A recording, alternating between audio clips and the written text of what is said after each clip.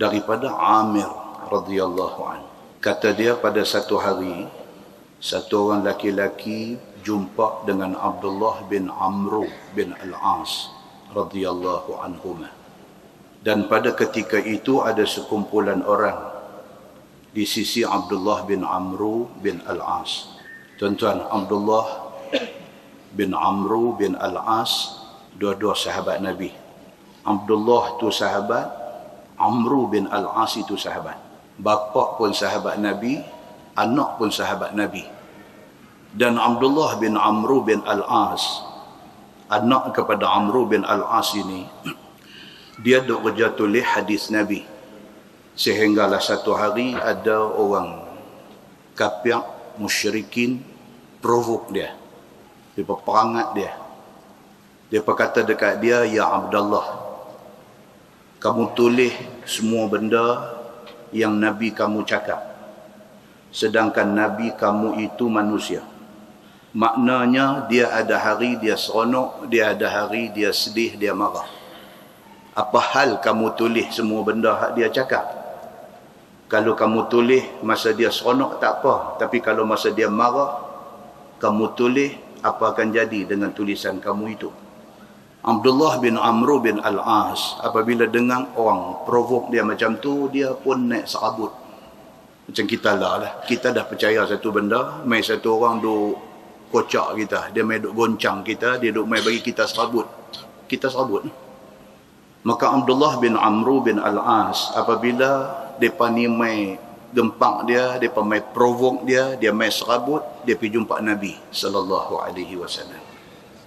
Dia tanya Nabi, dia kata, ya Rasulullah, aku tulis apa juga benda yang Tuan cakap. Masalahnya ialah tadi ada orang kata dekat aku, mereka kata Tuan ini manusia biasa. Ada hari Tuan seronok, ada hari Tuan sedih, ada hari Tuan marah. Jadi macam mana cerita dengan apa yang saya tulis ni? Boleh ke tak boleh saya terus menulis apa yang diucap, apa yang dibuat oleh Tuan? Jawab Nabi sallallahu alaihi wasallam, Nabi kata, na'am fa inni la aqulu illa haqqan. Nabi kata tulis. Kamu boleh terus menulis. Fa inni la aqulu illa haqqan. Nabi kata kerana aku, walaupun aku manusia, aku tidak bercakap melainkan yang benar. Nabi kata tak timbul masalah bila aku seronok, aku cakap macam lain. Bila aku marah, aku cakap macam lain. Tak timbul. Pasal apa? Pasal aku manusia, tetapi aku tidak akan bercakap benda melainkan benda itu benar. Quran pun kata, وَمَا يَنْطِقُ عَنِ الْهَوَى إِنْ هُوَ إِلَّا وَحْيُ يُوحَى. Nabi Muhammad dia tak bercakap ikut nafsu dia, melainkan itu wahyu yang diwahyukan Allah pada dia. Itu Abdullah bin Amru bin Al-As yang hadis dia kita duk baca lah ni. Dan pernah pula dia ni, bapa dia Amru bin Al-As jadi susah hati dengan dia. Bapa dia ni Amru bin Al-As juga sahabat Nabi yang tua 15 tahun aja daripada dia. Amru bin Al-As, sekali lagi kita cerita pak dia pula. Amru bin Al-As ini pernah mai susah hati bila tengok anak dia Abdullah bin Amru bin Al-As ini. Dia mai susah hati. Pasal apa? Pasal anak dia ni siang puasa tiap-tiap hari, malam qiyam tiap-tiap malam. Yang kata Abdullah ni, Abdullah bin Amru bin Al-As ini, Abdullah ni dia jenis manusia macam tu. Dia jenis orang bagus. Siang puasa, malam qiyam. Pak dia yang juga satu sahabat Nabi, Amru bin Al-As, susah hati tengok ke anak ni, susah hati. Macam sebahagian daripada kita hari ni, anak kita ni kita kenal daripada beranak dulu. Dia masuk sekolah rendah, dia masuk sekolah menengah, kita kenal dia. Dia pergi masuk mana IPT ke, universiti mana ke dia pergi masuk, balik-balik duk buat balut serban. Nak buat ke pula balut serban, katuk telinga pula. Kita mai, awak budak ni jadi dulu ni. Kita mai cuak, kita mai susah hati. Pasal kita tak tahu dia ni betul ke tak betul. Dia pergi ikut tu, dia pergi ikut orang hak betul ke tak betul. Dia pakai jubah, dia taruh janggut, dia pakai serban tak apa. Tapi dia pergi ikut siapa tu. Kau hak dia ikut tu betul ke tak betul. Sebab zaman lah ni kita pun pening tuan-tuan. Pula ada ingat hadis Nabi sallallahu alaihi wasallam. Nabi kata wasataftariqu ummati ala 73 firqah. Nabi kata umat aku akan pecah 73 puak, kulluhum finnar, masuk neraka belaka melainkan satu. Hak anak kita pi ikut ni hak mana satu? Dia main pattern nampak sama, tapi bawakan dia, fahaman dia kita tak tahu. Kalau kita hari ni bimbang, sahabat Nabi lagi bimbang. Walaupun anak dia nampak bagus, anak dia puasa hari-hari, semayang tiap-tiap malam, semayang tahajud dan sebagainya, dia bimbang. Dia bawa anak dia pergi jumpa Nabi SAW. Dia bagi tahu dekat Nabi. Dia kata, ya Rasulullah, Abdullah anak aku ni macam ni, macam ni, macam ni. Nabi kata dekat Abdullah, ni hadis dia kita nak baca ni. Nabi kata dekat dia, Nabi kata puasa dan buka puasa. Nabi kata dekat dia. Dan Nabi menganjurkan kepada dia, kalau nak cantik, puasa 3 hari tengah bulan. 13, 14, 15. Puasa 13, 14, 15 mengikut kalender Islam itu, dia panggil puasa Ayyamul Bid. Puasa hari-hari putih. Maksudnya hari bulan penuh. Hari terang. Dia dengar, tapi dia katakan, Nabi aku nak buat lebih. Macam mana hadis Al-Bahili yang kita baca, sama berlaku dekat dia ni. Dan dia puasa hari-hari. Dia habaq dekat Nabi, dia kata dia nak teruskan juga puasa dia buat lah ni. Nabi senyum aja kat dia. Kalau kita baca dalam riwayat ni cerita apa, bila dia mai hari tua, dia tak larat nak puasa hari-hari. Masa tu timbul sesal dalam hati dia. Dia kata alangkah baiknya dulu, masa Nabi kata dekat dia, hang puasa 3 hari tengah bulan, sama macam hang puasa 1 bulan. Kalaulah masa tu, dia terima hak Nabi kata, taklah benda ni jadi satu berat kepada dia. Muslimin dan muslimat yang dirahmati Allah sekalian. Hadis dia kita baca. Satu orang lelaki mai jumpa dia. Mai jumpa Abdullah bin Amru bin Al-As radhiyallahu anhuma. Waktu dia ni mai wa indahul qaum. Ada orang duk keliling dia. Zaman sahabat, zaman tabi'in, tuan-tuan, memang inilah cara kehidupan dia. Di mana ada sahabat Nabi, di mana ada alim, di situ ramai orang. Itu kehidupan zaman itu. Di mana ada orang alim, di mana orang yang ada ilmu, maka di situ ramai orang. Pasal orang nak pergi tumpang ilmu dia. Pasal orang nak pergi selesaikan kemusykilan yang ada. Hatta jalasa indah. Kawan Hakmai ni pergi duduk di sebelah Abdullah bin Amru bin Al-As. Dia pergi duduk sebelah. Faqala, kata kawan Hakmai ni, dia kata, akhbirni bi syai'in sami'tahu min Rasulillah sallallahu alaihi wasallam. Mai orang ni, mai duduk di sebelah Abdullah bin Amru bin Al-As. Dia kata, boleh tak cerita kat saya apa yang tuan pernah dengar daripada Nabi sallallahu alaihi wasallam. Pasal depa ni tak dan jumpa Nabi, depa hanya jumpa sahabat Nabi. Maka depa jumpa sahabat Nabi, depa akan tanya kepada sahabat Nabi, cerita mai kat kami apa yang tuan pernah dengar daripada Nabi sallallahu alaihi wasallam. Faqala, kata Abdullah bin Amru bin Al-As, dia kata, sami'tu Rasulullah sallallahu alaihi wasallam yaqul, al-muslim man salimal muslimuna min lisanihi wa yadihi.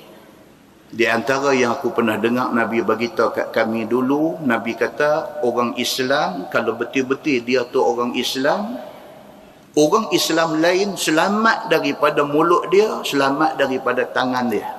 Itu betul Islam. Nabi kata kalau betul-betul orang tu orang Islam, mulut tak cakap tak tahuan kat orang. Mulut tak buat fitnah kat orang. Mulut tak pergi buat cerita benda pelik-pelik dekat orang. Kalau dia betul orang Islam lain selamat daripada angkara mulut dia. Itu Islam. Nabi habaq kat kami, kata Abdullah bin Amru bin Al-As radhiyallahu anhuma. Dan Nabi bagi tahu kat kami, wal muhajir man hajara ma nahallahu anhu. Dan Nabi beritahu dekat kami bahawa orang yang dipanggil muhajir, orang yang berhijrah itu ialah orang yang meninggalkan apa yang Tuhan larang. Itu muhajir. Kan sahabat Nabi dulu kita panggil muhajirin. Orang yang berhijrah. Maksud dia apa dia? Hijrah daripada Mekah ke Madinah. Tapi hijrah itu maksud apa dia? Kata Abdullah bin Amr bin Al-As, Nabi habaq kat kami definisi hijrah yang lagi satu. Hijrah yang lebih general. Hijrah yang lebih umum. Apa maksud dia? Maksud dia siapa-siapa pun kalau dia tinggal benda hak Tuhan larang, dia muhajir. Dia orang yang berhijrah. Hari ini tuan-tuan kita duk tengok dalam berbagai-bagai media hari ini duk cerita artis-artis berhijrah. Ini maksud dia. Daripada mereka hidup dalam keadaan yang cara mereka. Masa zaman jahiliah dia tu, itu cara hidup dia. Minum mabuk itu biasa. Bukan semua artis, tapi kebanyakan. Minum mabuk itu biasa. Ambil ganja, ambil nak bagi khayal itu biasa. Bagi sebahagian mereka ni. Demi satu hari Allah buka hati dia, Allah campak hidayah masuk dalam hati dia. Dia tak mau benda-benda ni. Dia tak mau. Kalau hak perempuan pakai tudung, kalau hak lelaki-lelaki ni mula ada duk lari, tak mau kawan duk ajak, duk abang ada kerja dan sebagainya. Tapi tak berani habaq kata nak pergi masjid, takut kawan-kawan gelak. Itu hijrah. Dan sebahagian daripada mereka yang hijrah ni, ada yang boleh sustain. Ada yang boleh pertahankan hijrah itu. Ada yang few months patah balik. Dia kata susah cari makan. Macam-macam jadi. Jadi persoalan hijrah ini bukan mudah. Bukan senang. Satu orang yang Nabi kata, Al-muhajir man hajara ma nahallahu anhu. Muhajir, orang yang berhijrah itu, ialah orang yang tinggal apa yang Tuhan larang. Bukan senang nak buat bagi sesetengah orang. Bagi kita yang tak biasa sangkut dengan benda-benda tak ketahuan ni tak ada masalah. Tapi bagi orang yang dah duduk dalam kelebok tu, dia panggil kelebok. Nak lari tuan-tuan, dalam kelebok ni nak lari, macam mana orang duk lari dalam laut? Susah tuan-tuan. Seorang duk atas pantai, seorang duk dalam laut, lawan lari. Hak atas pantai ni laju jugalah, walaupun kaki duk terbenam pasir. Hak dalam laut ni punya kuntau pun berupi sikit. Itu maksud dia apa? Kelebong. Dia dah duduk dalam kelebong tu, dia nak lari keluar daripada kelebong tu tuan-tuan. Ya Allahu Akbar. Tanya mereka, mereka boleh cerita. Contoh hijrah yang dibawa mai dalam hadis yang membawa maksud kata tinggal keadaan kekufuran, kejahilan, pindah mai kepada Islam dan juga keimanan berlaku kepada bapa kepada Abdullah bin Amr bin Al-As tadi. Bapa dia yang bernama Amr bin Al-As. Amr bin Al-As ini dia telah melalui fasa hidup yang berbagai-bagai. Dia pernah jadi satu orang yang sangat memusuhi Nabi SAW sampai ke tahap dia kata, kalau sekiranya benda yang paling aku nak pada masa tu ialah jumpa Muhammad, dan benda yang paling aku nak ialah bila jumpa dia nak bunuh dia. Ni Amr bin Al-As, bapa kepada Abdullah bin Amr tadi ni. Bapa dia Amr bin Al-As melalui beberapa fasa dalam hidup dia. Fasa pertama, dia satu orang kafir dan tidak ada manusia yang dia paling benci di atas muka bumi ini melainkan Muhammad.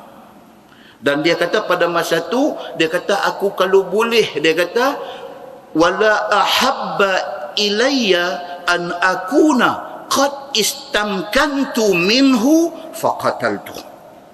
Yang paling aku nak pada masa tu jeremuh dengan Nabi. Jeremuh tau. Yang aku nak sangat pada masa tu, biar aku pada satu hari bertembung dengan Nabi, aku berjumpa dengan Nabi, faqataltu, garanti aku bunuh Muhammad ni. Pasal apa? Pasal dia kata aku tidak ada manusia wa ma ahadun ashadda bughdan li Rasulillah sallallahu alaihi wasallam. Tidak ada manusia yang aku paling benci di atas muka bumi ini melainkan Muhammad, itulah aku paling benci. Dia benci Nabi padahal dia tak kenal Nabi. Nampak tuan? Berapa ramai orang hari ini macam tu. Dia tak suka dekat satu orang padahal dia tak kenal pun kawan tu. Dia tak pernah pun duduk semeja minum teh dengan kawan tu. Dia tak pernah pun pergi rumah kawan tu. Dia tak pernah pun dapat masa duduk dan bersembang untuk nak kenal hati budi kawan tu. Dia tak pernah, tapi dia benci. Pasal apa tak pernah tapi benci? Pasal dia dengar ni. Samma'una lil kazib ni. Orang-orang yang duk main cerita benda bohong dekat dia ni banyak. Orang ni main duk mak dia ni, mengarut dia ni. Dia ni hang tahu satu hari dia lagu ni. Dia duk dengar benda tu. Sedangkan dia tak kenal pun batang tubuh yang dia benci tu. Demikian hal berlaku kepada Amru bin Al-As. Dia benci Nabi sedangkan dia tak pernah kenal Nabi. Dia kata falau muttu ala tilkal hal lakuntu min ahli nar. Dia kata kalaulah masa aku duk benci Nabi tu Tuhan bagi aku mati, confirm aku ahli neraka. Dia kata dia mai fasa kedua dalam hidup dia. Dia kata aku sudah masuk Islam. Cerita Amru bin Al-As masuk Islam ni pula tuan-tuan satu cerita panjang. Amru bin Al-As ni masuk Islam ni cerita dia apa? Cerita dia atas kebencian dia kepada Nabi SAW tu, dia sampai ke tahap pi ke Habsyah. Dia benci dekat Nabi. Dia dengar Nabi hantar satu kumpulan sahabat pi ke Habsyah untuk jumpa Najasyi. Kumpulan itu diketuai oleh Ja'far bin Abi Talib. Siapa Ja'far bin Abi Talib? Sepupu Nabi. Dua beradik dengan Sayyidina Ali. Dia hantar pergi ke Habsyah. Pergi ke sana untuk berjumpa dengan Najasyi, Raja Habsyah. Pasal Raja Habsyah ni, dia beriman dengan kitab Samawi. Dia tak Islam lagi, tapi dia beriman dengan kitab langit. Dia dengar, Amru bin Al-As dengar kata Nabi hantar sekumpulan sahabat pergi jumpa Najasyi. Dia pergi sama. Ni punya busuk hati ni, punya jahat. Dia pergi sama. Dia sampai di depan Najasyi. Masa dia sampai, dia nampak utusan Nabi keluar. Dia masuk menghadap Najasyi ni. Dia kata kepada Najasyi ni, dia kata tuanku, dia kata tadi tuanku, yang masuk jumpa tuanku tu, untuk makluman tuanku, itu utusan kepada orang yang menjadi musuh nombor satu kami di Mekah. Dia pergi habaq dekat Raja Najasyi. Dia kata, wahai tuanku, dia kata hak masuk jumpa tuanku tadi, hak keluar tu, itu adalah utusan kepada orang yang paling kami benci dan musuh nombor satu kami di Mekah. Najasyi dengar macam tu, tuan-tuan boleh rujuk di dalam hadis riwayat Imam Ahmad. Najasyi buh satu penampak dekat dia ni. Hadis tu panjang. Masa dia sampai jumpa Najasyi tu, dia persembahkan barang-barang kulit yang dia bawa daripada Mekah ni. Najasyi seronok. Dah lepas seronok, Najasyi ucap marhaban dekat dia, sambut dia dan sebagainya. Amru bin Al-As zaman dia belum masuk Islam ni. Bila dia sebut aja benda tadi ni, dia kata tuanku yang masuk jumpa tuanku tadi adalah utusan kepada orang yang paling kami benci di Mekah. Najasyi buh penampak dekat dia. Kalau tuan-tuan baca dalam hadis tu, cerita dia apa? Dia kata, aku rasa macam hidung aku patah kena penampak Najasyi ni. Kalaulah pada ketika itu ada satu lubang di atas muka bumi ni, aku nanti ronat. Tahu ronat? Itu sebab bila sebut perkataan-perkataan yang dia panggil apa? Exhaustic ke apa ke? Perkataan-perkataan yang antik macam tu bila sebut, dia kena tanya, tahu tak bersepah hadu ikut Zoom kuliah ni mata tempat duduk. Dia kata, ronot pula. Ronot ni apa? Dia kata, kalaulah bumi ni ada satu lubang, Amru bin Al-As kata, pasti aku akan selinap masuk dalam lubang tu kerana takut kepada marah Najasyi ni. Itu adalah hadis yang panjang cerita macam tu. Najasyi terus marah dekat dia. Najasyi kata dekat dia, hang nak suruh aku serah dekat hang orang yang mai jumpa aku tadi? Hang tahu tak dia ni siapa dia? Dia ni adalah utusan kepada satu orang manusia. Yang manusia ni, manusia yang pernah berjumpa dengan Namus. Dia kata, Namus ni, siapa dia tuan-tuan? Jibril alaihi salam. Kalau tuan-tuan baca dalam hadis Waraqah bin Naufal, dia pun bila Khadijah mai habang dekat dia, Muhammad ni sudah pergi ke gua jumpa dengan macam ni. Waraqah bin Naufal kata apa? Muhammad jumpa Namus. Namus itu bahasa Ibrani yang membawa maksud Jibril alaihi salam. Kata Najasyi, dia kata, hang nak suruh aku serah orang yang jumpa aku, hang tahu tak dia tu siapa? Dia tu utusan kepada satu orang yang pernah jumpa Namus. Dia kata, Siapa Namus ni? Namus ini adalah orang yang pernah jumpa Musa alaihi salam. Dia kata, Jibril pernah jumpa Musa, hari ini Jibril sudah jumpa Muhammad. Dia kata. Terus Najasyi kata kepada Amru bin Al-As tadi, dia kata, waihaq ya Amru ati'ni wattabi'hu fa innahu wallahi la'alal haq. Najasyi kata dekat Amru bin Al-As yang belum Islam lagi ni, dia kata, hang dengar kat aku baik-baik, waihaq ya Amru. Dia kata, celaka hang wahai Amru, ati'ni, hang taat aku. Najasyi kata, ni sekarang aku bagi order, aku bagi arahan dekat hang, ati'ni, hang taat kepada aku, wattabi'hu, dan aku mau hang ikut Muhammad. Tuan-tuan, pi dengan tujuan apa? Nak menghasut Najasyi, nak pi tangkap ni orang yang Nabi hantar ni, nak bunuh orang. Tiba-tiba sudah jadi terbalik. Najasyi kata, celaka hang berani mai jumpa aku, suruh aku serah utusan Muhammad ni, hang nak bunuh dia, celaka hang. Lah ni aku bagi arahan dekat hang, ati'ni, hang taat kepada aku, wattabi'hu, dan aku mau hang ikut Muhammad ini. Fa innahu wallahi, kerana sesungguhnya demi Allah, la'alal haq, Muhammad ini di atas kebenaran. Najasyi kata macam tu. Wala yazharanna ala man khalafah, aku nak beritahu dekat hang, Muhammad ini akan menang ke atas orang yang lawan dia. Raja Najasyi kata macam tu. Kama zahara Musa ala Fir'aun wa junudih, seperti mana Musa alaihi salam menang lawan dengan Fir'aun dan tentera Fir'aun, macam tu Muhammad akan menang ke atas orang yang lawan dia. Raja cakap macam tu dekat Amru bin Al-As radhiyallahu anhu. Terus Amru bin penampak kena dah, kena jokah pula selapis lagi. Terus kata, dia kata apa? Fabayani lahu alal Islam. Dia terus kata dekat Raja Najasyi, dia kata, tuanku bolehlah on behalf Muhammad terima saya nak masuk Islam. Ni cerita Amru bin Al-As bergerak hati, terus nak ikut Islam. Tuan-tuan, takat tu kita pause saat benda ni. Maksud dia apa? Very important bagi dakwah kita ni, kalau sekiranya kita boleh pegang orang macam-macam ni. Very important. Satu raja mau dekat Islam, habis satu negeri. Satu raja mau dekat Islam, habis menteri besar, ketua menteri, exco kerajaan negeri, habis. Raja mau kepada Islam. Raja kata, saya tak mau dah ni hampa duk buat merepek-merepek ni semua. Saya maulah ni kita buat pengisian agama. Ampun tuanku, itu memang elok. Pejabat siasat kerajaan negeri pun celik-celik mata duk fikir apa program Islam nak buat ni. Pasal apa? Pasal raja mau. Faham tuan-tuan? Itu strategi dakwah.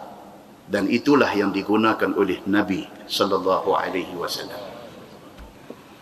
Terus dia pusua tangan dekat Najasyi, Najasyi pun jabat tangan dia dan dia masuk Islam di depan Najasyi.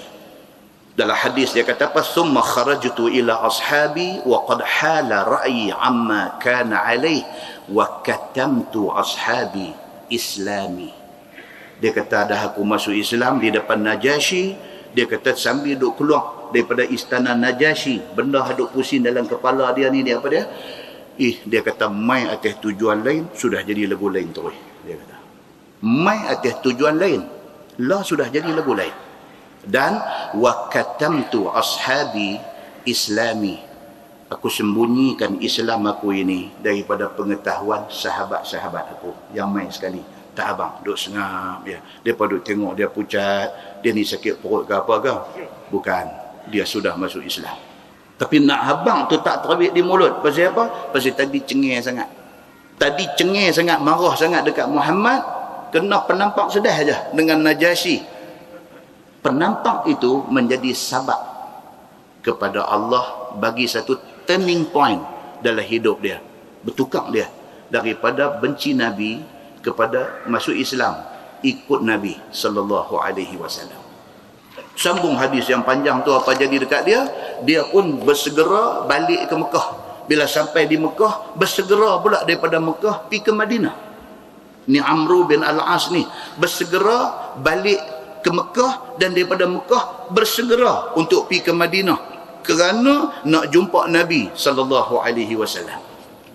Sampai di sana tersampak pula dengan satu lagi sahabat. Siapa dia?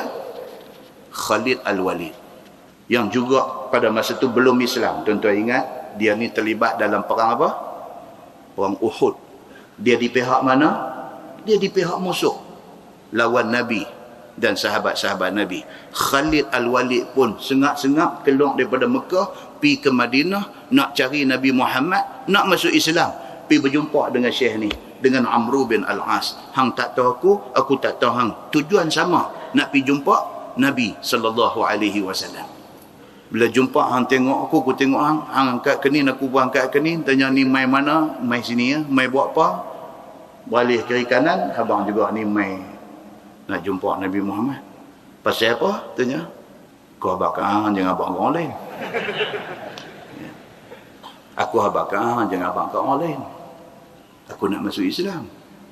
Amru bin Al-As kata apa? Aku pun suka apa? Dia pun masuk jumpa Nabi SAW.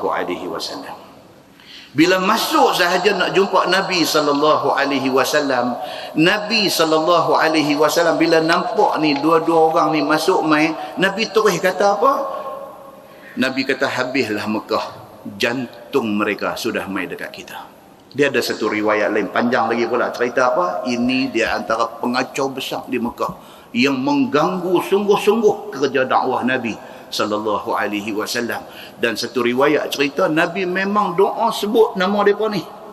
Sebut nama mereka ni, nama Amru bin Al-As, nama Khalid Al-Walid ni Nabi sebut dalam doa dia. Nabi minta kepada Allah supaya Allah turunkan azab kepada mereka ni. Nabi minta yang tu.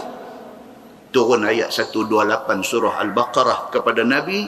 Allah berfirman, a'udzubillahi minasyaitanir rajim, laisa laka minal amri syai' aw yatuba 'alaihim aw yu'adzibahum fa innahum zalimun. Turun ayat tu dekat Nabi.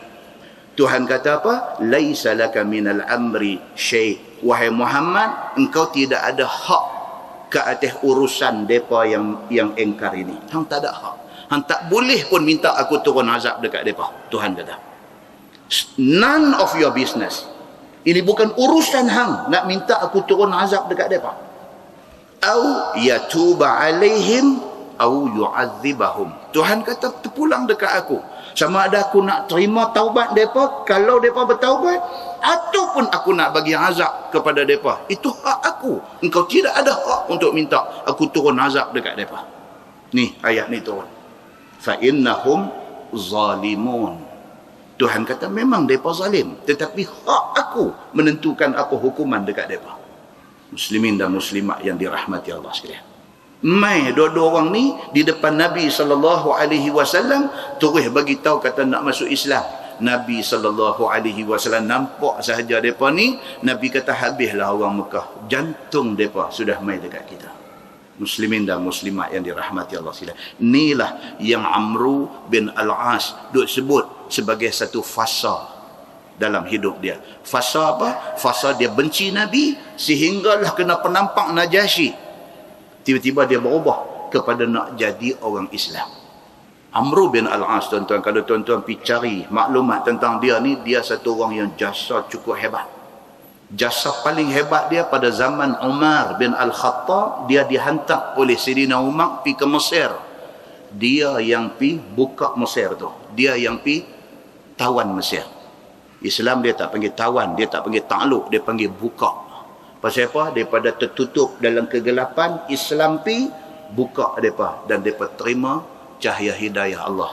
Maka dia yang memimpin tentera pergi buka Mesir sehingga Mesir jadi orang Islam. Dia lawan dengan Rom yang hebat pada masa tu. Ini Amru bin Al-As. Sampai hari ini kalau tuan-tuan pergi umrah, ambil package ziarah Mesir.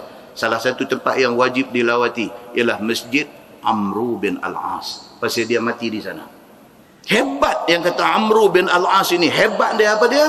Allah bagi dekat dia bukan sahaja keberanian, bukan sahaja dia ni satu komander di dalam pasukan tentera, bukan tu sahaja, tetapi Amru bin Al-As ini hebat dia, gaya dia pun hebat. Gaya dia. Kita tak ada gaya, ada gaya-gaya. Gaya-gaya gigi lah. Ada gaya-gaya pun tak ada. Buat kita ni. Dia ni yang kata Amru bin Al-As ini ada gaya. Dicatatkan cerita dia ni satu hari zaman Umar bin Al-Khattab jadi khalifah. Umar panggil dia mai. Umar duduk-duduk, dia duduk berjalan mai. Cara dia berjalan mai tu, Umar tengok Umar senyum. Ini ada cerita pasal dia ni. Cara dia jalan tu, cara dia berjalan mai tu, Umar bila tengok Umar senyum dengan gaya dia. Dan Umar kata di depan semua orang, Umar kata Amru bin Al-As ini tidak layak berjalan di atas muka bumi Allah ini, melainkan dia diberi jawatan sebagai pemimpin. Oh, tu yang kata gaya tu. Cara dia tu tak nampak loom, steady, nampak dia tu steady. Orang tengok tu nampak hebat tu ada dekat dia. Umar kata tidak layak Amru bin Al-As berjalan saja di atas muka bumi ini, melainkan diberikan satu jawatan sebagai pemimpin di atas muka bumi ini. Umar lantik dia menjadi governor, mula-mula governor di Palestin, lepas itu dia menjadi governor di Mesir, sampailah wafat Umar, dia governor di Mesir. Amru bin Al-As radhiyallahu anhu. Dia mati zaman Muawiyah bin Abi Sufyan. Part tu dalam hidup dia yang hadis mula kita sebut tadi ni, dia ada 3 phase, 3 fasa dalam hidup dia. Fasa dia menentang Nabi, dia tak masuk Islam. Fasa dia masuk Islam, dia cukup sayang dekat Nabi, sehingga kan dia kata kalau hampa tanya aku rupa Nabi macam mana, aku tak boleh nak describe muka dia, pasal aku tak pernah tengok dia lama, pasal aku terlalu respect dia. Dia kata dia tengok Nabi ni, dia tak boleh nak tengok lama. Dia tengok Nabi waktu Nabi tak tengok dia, Nabi tengok dia, dia tengok bawah. Dia terlalu respect Nabi. Kalau hampa minta aku sifatkan, aku cerita rupa Nabi macam mana, aku tak boleh cerita. Pasal mata aku tak boleh tengok Nabi lama. Nabi tengok aku tunduk. Dia kata. Cuma dia kata fasa yang ketiga dalam hidup dia, fasa dia menjadi pemimpin. Dia dilantik menjadi governor. Apatah lagi, mai zaman Sayyidina Ali bin Abi Talib menjadi khalifah. Ali diuji Allah. Jadi masalah dengan Muawiyah bin Abi Sufyan, jadi masalah dengan Aisyah radhiyallahu anha, sampai dengan Muawiyah jadi perang, dipanggil perang Siffin. Dengan Aisyah jadi perang, dipanggil perang Jamal. Ni kena zaman Ali.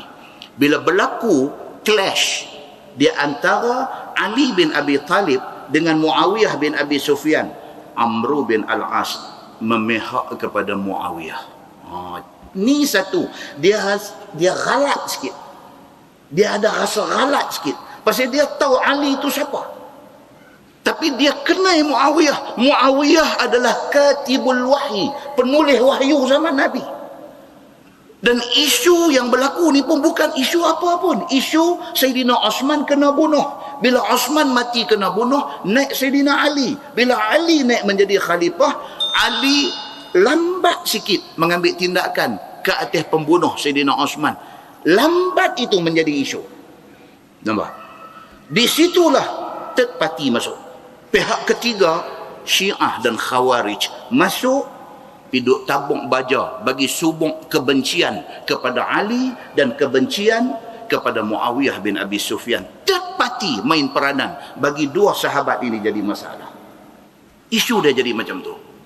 Dia memihak kepada Muawiyah, sehingga kan bila nak jadi perang, dalam perang Siffin tu nak jadi perang, beberapa orang sahabat besar, di antaranya Al-Bahili, di antaranya Abu Darda, mereka cuba untuk jadi orang tengah, nak bagi tak bergaduh di antara Ali dengan Muawiyah ni. Mereka pergi jumpa Muawiyah, Abu Darda dengan Al-Bahili pergi jumpa Muawiyah. Mereka kata, wahai Muawiyah, hang sedang tak hang nak perang ni dengan Ali? Hang tahu tak Ali ni siapa?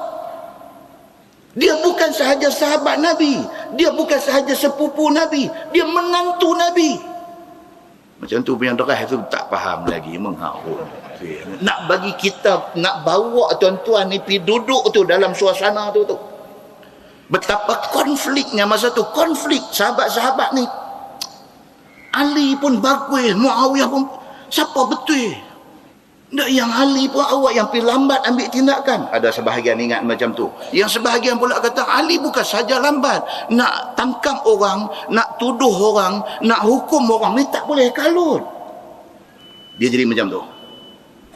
Apapun Amru bin Al-As memihak kepada Muawiyah bin Abi Sufyan dan mereka kalah. Menang Sayyidina Ali bin Abi Talib. Menang di dalam perang Siffin itu. Menang Sayyidina Ali. Apapun lepas habis wafat Sayyidina Ali, naik anak dia Sa'd, Sayyidina Hasan, naik Sa'd saja. Lepas itu dia serah jawatan itu kepada Muawiyah bin Abi Sufyan. Muawiyah naik jadi khalifah. Muawiyah melantik, semula dia pernah dipecat. Itu cerita lagi satu panjang pula. Muawiyah lantik balik dia untuk menjadi governor di Mesir. Sehingga akhirnya dia mati di Mesir. Muslimin dan muslimat yang dirahmati Allah sekalian. Ulama dalam melihat isu ni, di antara dua sahabat besar ni, ulama cari satu jalan nak mengelakkan kita ni hak tak pasal-pasal di kemudian ni piduk memihak mana satu. Ulama ambil satu jalan. Jumpa satu hadis sahih.